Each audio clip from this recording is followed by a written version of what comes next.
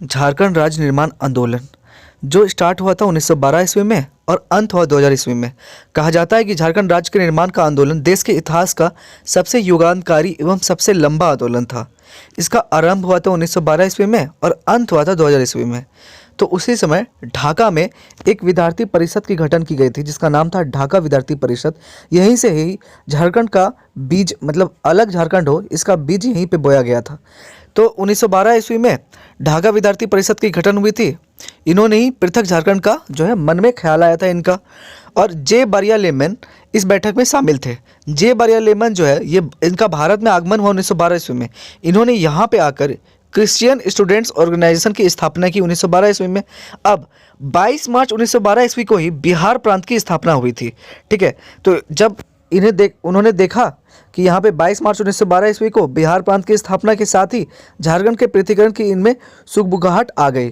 ठीक है, जो उन्होंने ऑर्गेनाइजेशन बनाया था उनमें ये लगने लगा कि हमें भी जो है झारखंड का एक अलग राज्य होना चाहिए।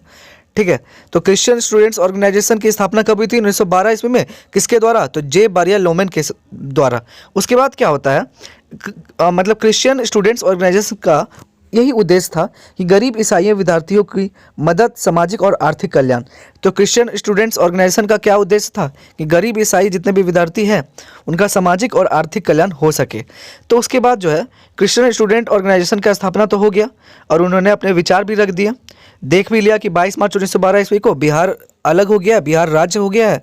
तो अब इनके भी मन में आया कि झारखंड का भी एक राज्य होना चाहिए। उसके बाद क्या होता है, 1915 में जे बारिया लोमन को क्रिश्चियन ऑर्गेनाइजेशन से निष्कासित कर दिया जाता है। 1915 में जे बारिया लोमन को क्रिश्चियन ऑर्गेनाइजेशन से बाहर निकाल दिया जाता है।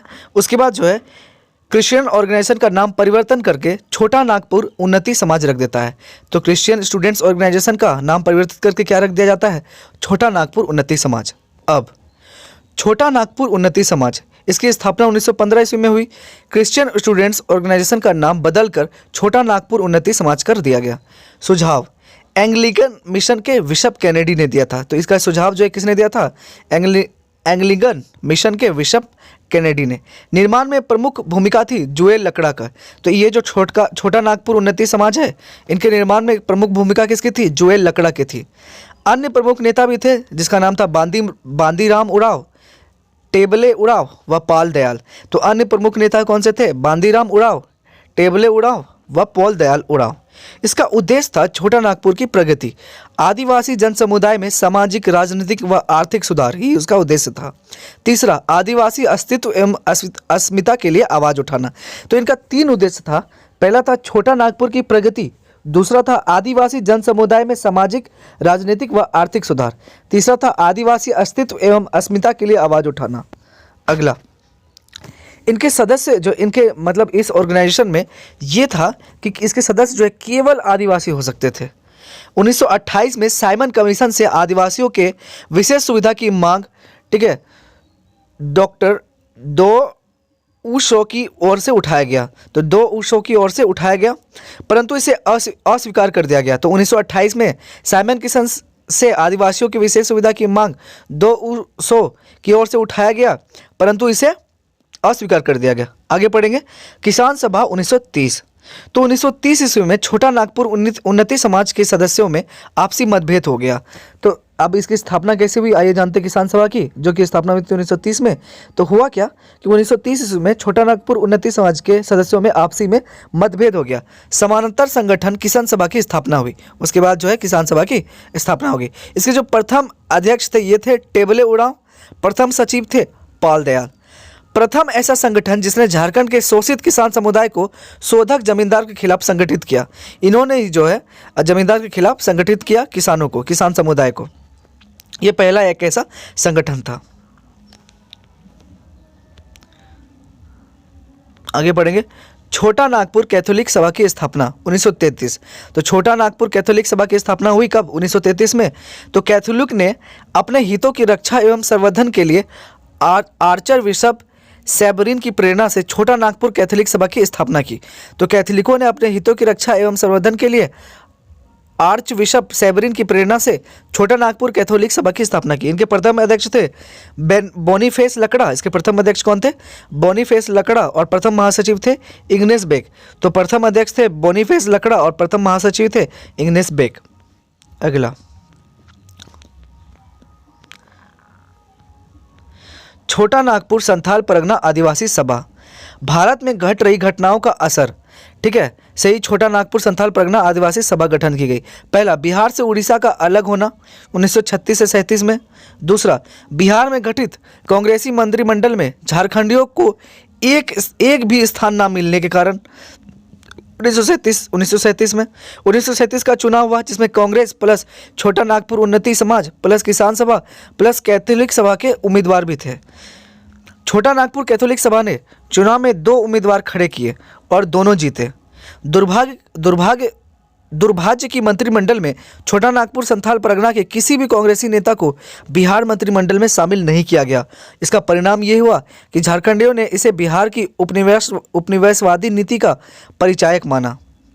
अगला, छोटा नागपुर संथाल परगना आदिवासी सभा या आदिवासी महासभा। ये स्टार्ट हुआ था 1938 से 50 ईस्वी के बीच। तो छोटा नागपुर संथाल परगना आदिवासी सभा या आदिवासी महासभा 1938 से 50 ईस्वी तक चली। तो इग्नेस बेक का प्रयास आदिवासियों के उद्धार के लिए शुरू हुआ। तो इग्नेस बेक का प्रयास आदिवासियों के उद्धार के लिए शुरू हुआ। आदिवासी संगठन में एकता की आवश्यकता जो है इन्हें नहीं समझी। इग्नेस बेक की सफलता आदिवासी संगठनों ने मिलजुल कर फरवरी 1938 ईस्वी में रांची नगर पालिका का चुनाव लड़ा। तो 1938 में इन्होंने चुनाव लड़ा रांची नगर पालिका का। सभी 5 उम्मीदवार जीते। इनमें जितने भी 5 उम्मीदवार थे वो सारे जीत गए। इनका परिणाम ये हुआ कि आदिवासी संगठनों को मिलाकर एक संगठन बनाने की मांग हुई। 31 मई 1938 ईस्वी में स्थान था हिंदपीढ़ी रांची। सभा छोटा नागपुर उन्नति समाज की वार्षिक आम सभा। कार्य था 5 आदिवासी संगठन, छोटा नागपुर उन्नति समाज प्लस छोटा नागपुर कैथोलिक सभा प्लस किसान सभा प्लस मुंडा सभा प्लस हो माल्टो मारंग सभा। छोटा नागपुर संथाल परगना आदिवासी सभा, इनके जो अध्यक्ष थे ये थे थियोडोर सुरीन, उपाध्यक्ष थे बांदीराम उराव, सचिव थे पाल दयाल। इसका उद्देश्य था छोटा नागपुर एवं संथाल परगना को मिलाकर एक अलग प्रांत का निर्माण करना। 1939 में छोटा नागपुर संथाल परगना आदिवासी सभा का नाम बदलकर आदिवासी महासभा कर दिया गया। ठीक है, फिर जो है 1939 ईस्वी झारखंड राज्य निर्माण आंदोलन के इतिहास में एक नए युग की शुरुआत हुई। जयपाल सिंह का आंदोलन में प्रवेश हो गया। आंदोलन का केंद्र बिंदु वो ही बने। उसके बाद झारखंड राज्य निर्माण आंदोलन का आरंभ, वास्तविक अर्थ में जो है झारखंड राज्य निर्माण आंदोलन का जो स्टार्ट हुआ था ये हुआ था 1939 में ही। अगला, जयपाल सिंह का झारखंड राज्य निर्माण आंदोलन में आगमन हुआ 1939 में। ये कहाँ के निवासी थे? छोटा नागपुर के। तो ये छोटा नागपुरी थे। इनका कार्य था बीकानेर रियासत के राजस्व मंत्री। ये क्या थे? ये क्या करते थे? बीकानेर रियासत के राजस्व मंत्री थे। 20 से 21 जनवरी 1939 ईस्वी को छोटा नागपुर संथाल परगना आदिवासी सभा की ऐतिहासिक और दूसरी महासभा रांची में हरमू नदी के किनारे सभा भवन के मैदान में आयोजित की गई और इसकी अध्यक्षता जयपाल सिंह की थी।